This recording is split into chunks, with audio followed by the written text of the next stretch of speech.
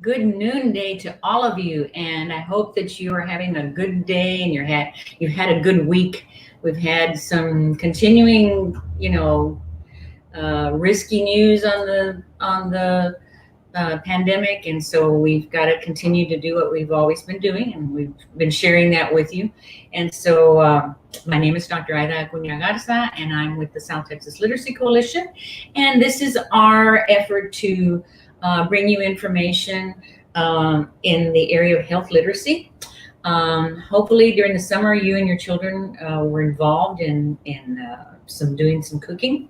And so I'm going to continue because now we've got a situation where some of you are going back to work, and you're going to start, if you're a teacher, you're going to be starting probably virtually, and time is of the essence. And so I put together a couple of recipes that you've probably done before in one way or another, familiar with. They're 4 and 5 ingredient recipes that are easy to do, easy to freeze, easy to prepare ahead of time, and then have ready for the family to enjoy. So very, very easy. Your children can also be involved. They can do counting, they can read the recipe, they can figure out amounts and measuring and that kind of thing. So there's a lot of teachable moments in this. Now, I'm going to use some non-perishable items like enchilada sauce. I like to fix my own enchilada sauce. Easy to do. I use a little bit of tomato sauce. I use chili powder. I use a little bit of olive oil. I use chicken broth and a little bit of either flour or cornstarch to thicken. And, I kind of cook that up. But we're still in hurricane season. And hurricane season goes all the way to November the 1st. So it's important to have some non-perishable things handy in case you need to put something together. And actually, this is something that could be put together easily, heated up outside on the grill. You could heat this up. Or if you have a small kind of a camp stove, you could do that as well if you don't have electricity. But most of us did, thank God, during the hurricane. And so, we just want to share some easy things for you to do. We're all busy. I'm working from home. Many of us are. We don't get to get out very much, or if we do, it's just to go out and get groceries and that kind of thing, or pick them up. And so, got to have things that are healthy for you. Again, nutrient dense. That is, you can eat a bunch of stuff. I don't know if you've ever noticed. You can snack all day long on stuff, even if it's healthy stuff, but it's like never satisfying. And so you've got to be able to get some hearty meals in there and not make them too heavy in carbs or calories, but they can still be good for you and you'll be satisfied. Your body will have what it needs. So, hi, Maria Elena, glad you're on. Good afternoon to you. Now, this recipe is called enchilada casserole, and it's a layered, okay? So you can teach your children the word layering. Layering means you stack. And the very first time I went to New Mexico, we went out to eat and I asked for enchiladas, chicken enchiladas. Oh, the enchiladas here are delicious. Oh, great. So they brought me a plate and it was like stacked up. And I said, oh, you must have the wrong order. I ordered enchiladas. She said, yeah, this is our enchiladas. And so over there, they make them stacked, okay? And so this is kind of the same principle, but if you have a great-grandmother, a grandmother, or a mom that knows how to make the real enchiladas, where you roll them and make your own sauce and all that stuff, learn that because it's beginning to be a lost art. But this is a quick and easy thing for families today, okay? So I'm going to start off with 2 cups of rotisserie chicken, okay? I bought a rotisserie chicken the other day, had some left over, pulled off as much meat as I could from the bone. And so we have rotisserie chicken. Around Thanksgiving time, when you have leftover turkey, you can use turkey. You can also use ground beef for this as well. Let's see what else is on. Juan Ovalle is on. Hi, Juan. And so Maria Elena says this is also a great brunch or breakfast recipe. This is true. So we're going to add, and I'm using Hill Country enchilada sauce. As I mentioned, it's good to have some non-perishables on hand. If you like to make your own, go for it. But if if electricity is an issue or that kind of thing, then it's good to have some non-perishables. So this is a 15-ounce can. I'm going to use about half of that in here. So this is chicken is one ingredient, the sauce is another ingredient, and cheese. We have a cup of cheese here that we're going to add. And we're going to mix all this up and add a little bit more enchilada sauce because I was a little stingy. And again, you can use turkey, you can use beef, ground beef that's been cooked. This is all cooked already, okay? So all you have to do is heat it up. You could heat it up on top of the stove if you like, but it's got the cheese and everything in there. Okay, so there's 3 ingredients all ready to go. All the seasoning is in the sauce. If you're going to make from scratch sauce, you would add salt and pepper and maybe garlic and some other things. I like to add onion to this, green onion or regular onion. I like to add, sometimes other things, a few more spices. I'm going to prepare and you can use a glass 8-inch square pan. I'm using this because I'm going to freeze it for later, okay? So when my family comes. And I'm going to spray it with spray. So we're trying to watch our calories as well. And then we're going to use 8 tortillas, corn tortillas. And corn tortillas are good for you because they're high in fiber. And we're going to lay them down, and I'm going to let them kind of crawl up the top. I'm going to use a variety of ones. These sometimes I freeze them and they break a little bit. That's okay. And it's okay that these are white and the other ones are yellow. Now, if you didn't have corn tortillas, you could use corn chips or tostada chips. However, it takes a little bit more liquid to soften those up, and they add a little bit more sodium, to you. So you can fit these in the pan just like that. And then we're going to put half of the mixture in here, spread it around. This is where I would add onion and, if you wanted to add jalapenos or salsa, make it your very own, okay? And then we're going to add 4 more tortillas. And I've got the finished product right over here. I've added tomatoes for garnish. I've added green onion. I've added aguacate or avocado. Okay. So we're going to add the rest of our mixture. So we had 4 ingredients actually: cheese, chicken, enchilada sauce, and the tortillas. And you end with the chicken, and then you add more cheese. Now, your oven should be at 350 degrees.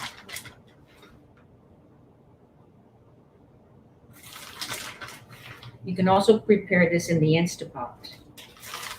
Takes not too long a time. Okay.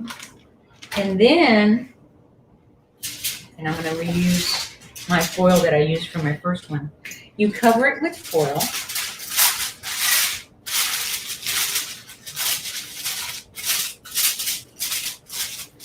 And place it in the oven for about 30 minutes, okay? When you take it out of the oven, and I've got my oven on, but I'm going to use my oven for the second recipe. Lotta McDermott could not be with us. She had a family event that she was going to.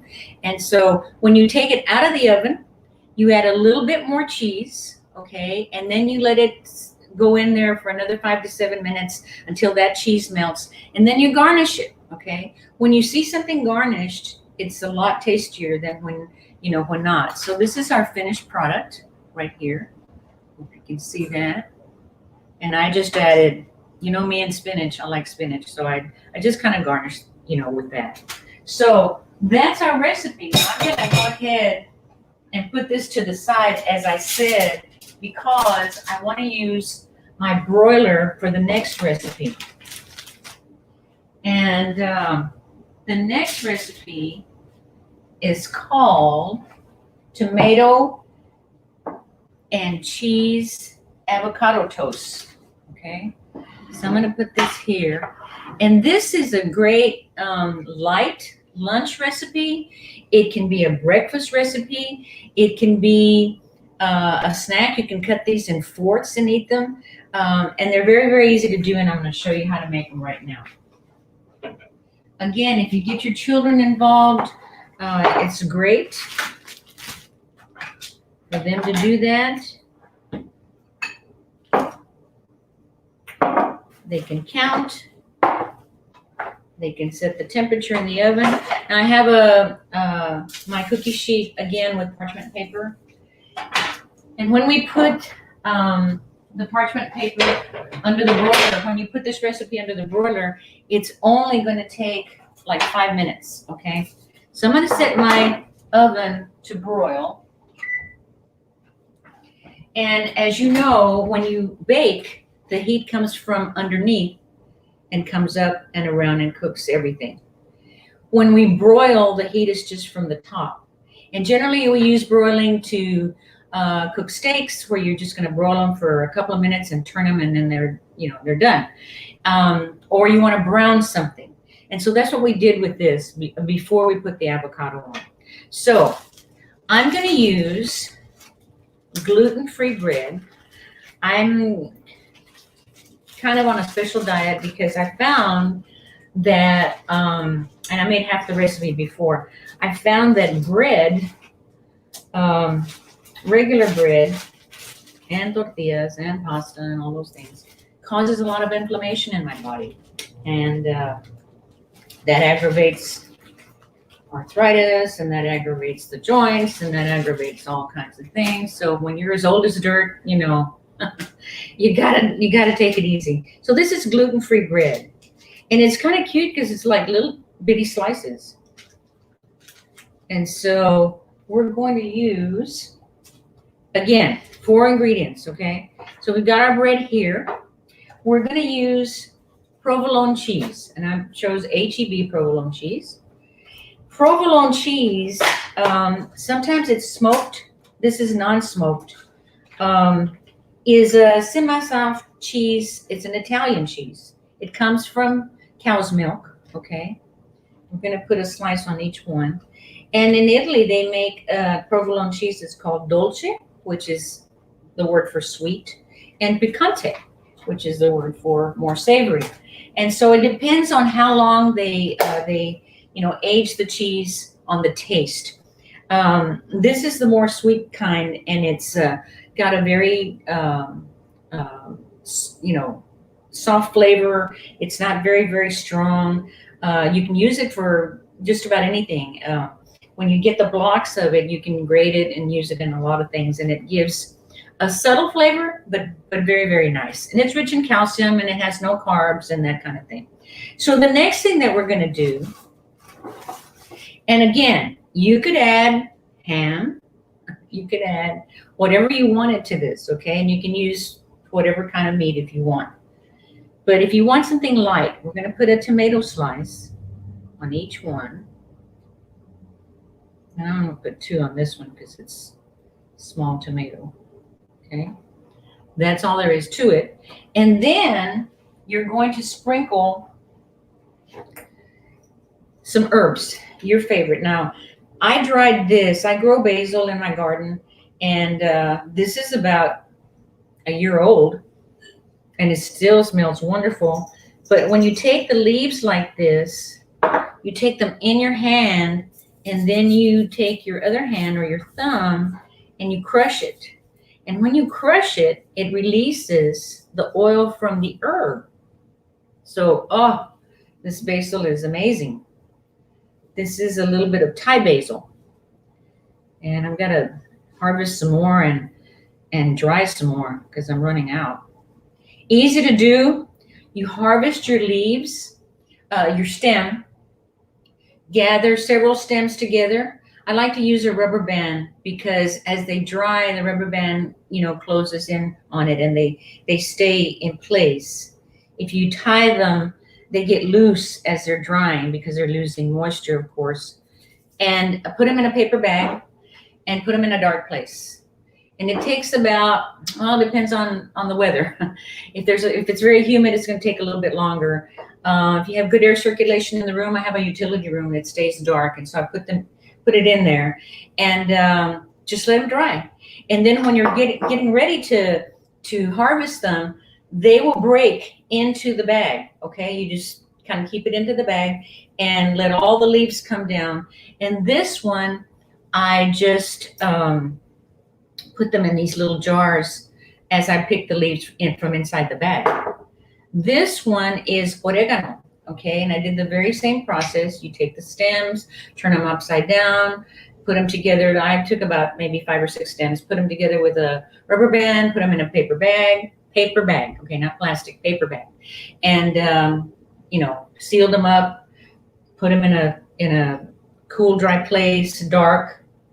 And, this is oregano, Mexican oregano. And so we're going to do that. You can do different kinds of things on this.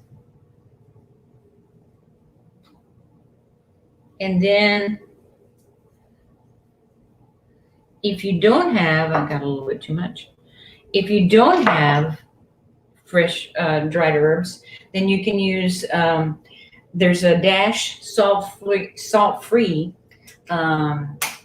garlic and herb mixture. Okay, my broiler is ready, that you can put on here as well. And we're going to put these in the broiler because I want you to see how quickly the broiler works on. Oh, it's hot in there. Okay, so the important thing, and then we just took, as you see, it browned the bread. When they're hot out of the oven, they're delicious. And you can reheat them in the microwave just a few seconds. And then we did the avocado. You can do 3 slices. You can fill up the whole thing. Avocado is a fruit, very good for you. Has a lot of good fats in it, and that can help raise the good cholesterol in your body and lower the high cholesterol. And so it makes a very nice little appetizer. Okay, you could cut these in half or cut them in fourths, cut them in triangles, and serve them to guests before dinner. You can have them as a snack. You can have them, as a quick lunch. And so this is kind of in right now to do that. And of course, like I said, I used the gluten-free bread. This is, let me see what brand this was. I ordered my groceries. This is called UDIS, UDIS, gluten-free whole grain sandwich bread. It's important to use whole grain, okay? One of the very first lessons that we did, and one of the recipes from the cookbook, the Disney Princess cookbook, we talked about white bread and whole grain bread. And whole grain takes the use of the whole grain and has much more fiber, much more minerals, much more B vitamins. Very, very important. So this is beginning to work and melt. We'll take those out in a minute. In the meantime, I want to tell you to be sure and keep an eye out for our announcements of, we're having a trivia night coming up, and it's a fundraiser. The theme is The Office. And so we're also going to have a book launch party. Cristina Gonzalez, one of our local authors, is going to launch her book. And we're going to have a trivia night as well related to that, and then a book launch party. So, we want to promote the fact that we have a lot of talent down here, and a lot of people who are into writing and doing that well. And so, it's important to be able to do that. Okay, so almost done. One more thing I was going to tell you about our first recipe, which I forgot, is to add a little bit more sauce to it, just to make sure that the tortillas, are moist. And then there's still some sauce in here. After it comes out of the oven and we put more cheese, we put more sauce, because then it'll really look like enchiladas, okay?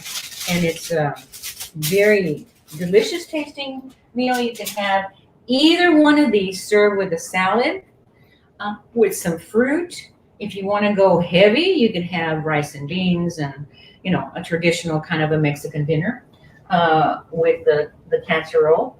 The cheese is beginning to melt, beginning to boil. I'm going to let it sit there a little bit longer. And so important that you plan your meals ahead of time. And I would do like a 10-day cycle menu. Okay. In other words, you plan Monday, Tuesday, Wednesday, Thursday, Friday, Saturday, Sunday, Monday, Tuesday, Wednesday. And then you start again on Thursday with what you had the very first Monday. It makes buying a lot easier. I've noticed on the HEB app where you have delivery or you have curbside orders, you can keep a list there.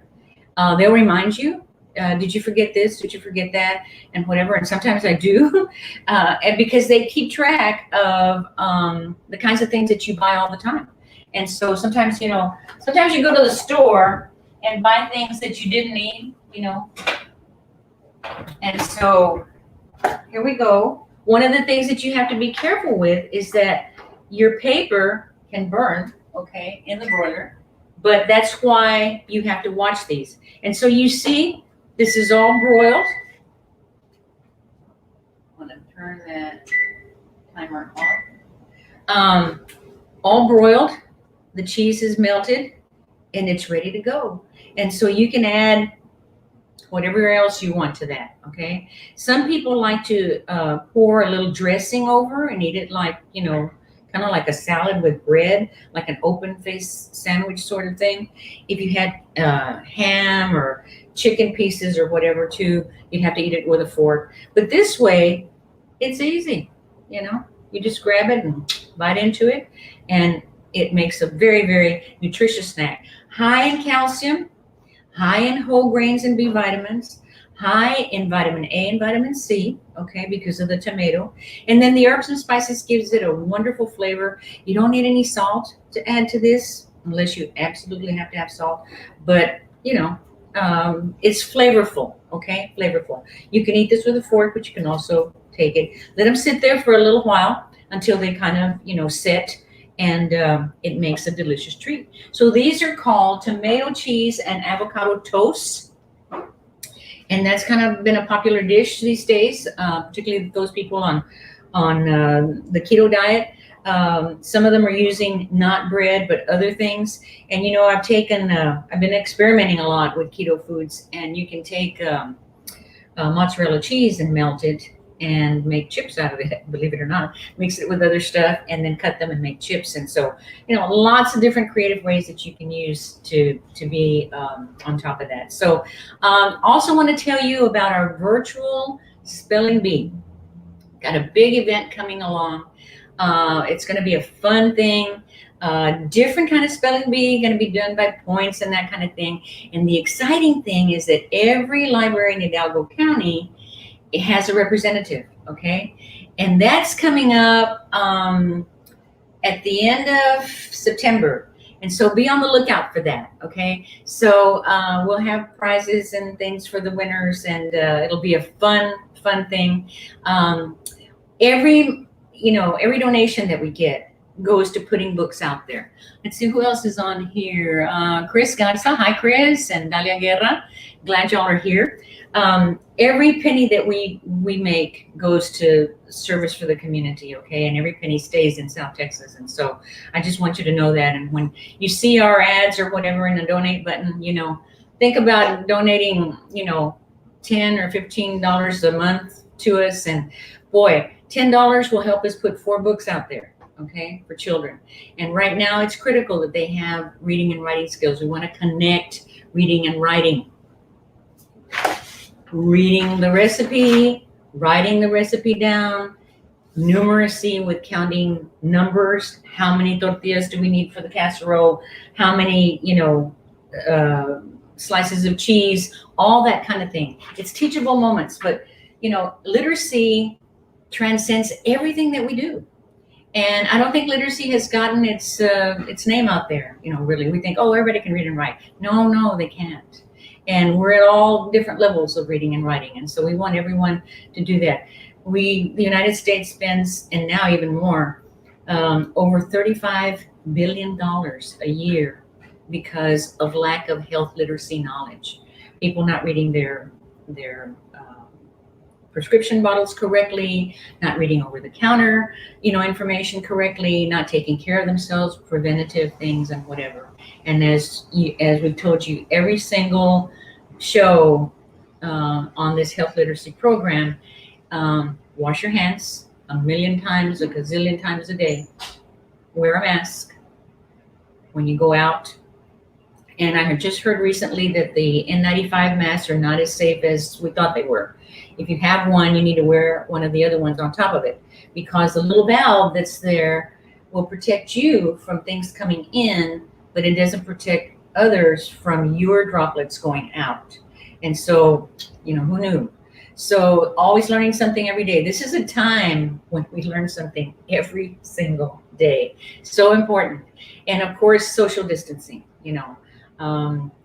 just practice that. I don't get the mentality of people who say, oh, I'm not going to get it. And we know now that from babies to the elderly, and it's been so sad for me to see where couples have passed because of the COVID virus. And so our condolences and heartfelt prayers to all the families out there who have lost someone. Again, we're all in this together and we have to help each other. So hope you like the recipe. We had enchilada casserole with chicken, and you can do it with all kinds of different things. And we had our tomato, cheese, and avocado toast. So enjoy. Go out. You should have these ingredients at home probably. And if you don't, don't forget to buy them, because it's easy. 4 ingredients to try. If you can't do something with 4 ingredients, okay, we're going to have to have a prayer meeting for you, because, anybody can do this. Your kids can help you, and it'll be a learning experience for them. I hope that you have a wonderful, wonderful weekend. Please be safe. Please also be wary of the mosquitoes outside. Wear insect repellent and that kind of thing, because they can also carry disease. And so, we got things coming at us from all angles. But you know what? One of the things that you need to do is just breathe. Okay? Just breathe. This too shall pass, and we just have to kind of work with it. Okay? It's taught us a lot of things. I have to say, I've actually enjoyed being here. I've gotten reconnected with my home. I was in and out of my home all the time doing things, going to see my husband or going to things and whatever. And I miss being close to people, because I love working with people. But it's been an opportunity for me to kind of center, okay, and think about different things that are important in life and share with you, okay. With technology, hey, here we are. So thank you so much for being on, and hope you enjoy the recipes. And we look forward to seeing you next Friday on Kids in the Kitchen. South Texas Literacy Coalition here for you with health literacy information. We got all the literacy information coming up, also in financial literacy and general literacy skills, helping teachers and that kind of thing with reading, writing, and skills, and being able to understand and problem solve and all that kind of stuff. So important to do. Okay, have a great weekend, and we'll see you next time. Bye.